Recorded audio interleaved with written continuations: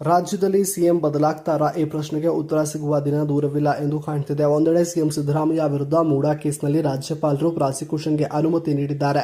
ಇದರ ವಿರುದ್ಧ ಸಿದ್ದರಾಮಯ್ಯ ಹೈಕೋರ್ಟ್ಗೆ ರಿಟ್ ಅರ್ಜಿಯನ್ನ ಸಲ್ಲಿಕೆ ಮಾಡಿದ್ದು ಅದರ ವಿಚಾರಣೆ ನಡೀತಿದೆ. ಈ ನಡುವೆ ಕಾಂಗ್ರೆಸ್ನ ಹಿರಿಯ ನಾಯಕರೆಲ್ಲರೂ ಸಿಎಂ ಕುರ್ಚಿಗೆ ಟವಾಲ್ ಹಾಕಲು ಮುಂದಾಗಿದ್ದಾರೆ. ಇನ್ನು ಎಂಬಿ ಪಾಟೀಲ್, ಆರ್.ವಿ. ದೇಶಪಾಂಡೆ, ಸತೀಶ್ ಜಾರಕಿಹೊಳಿ ಸೇರಿದಂತೆ ಹಲವು ನಾಯಕರು ಸಿಎಂ ಆಗುವ ಆಸೆಯನ್ನು ವ್ಯಕ್ತಪಡಿಸಿದ್ದಾರೆ.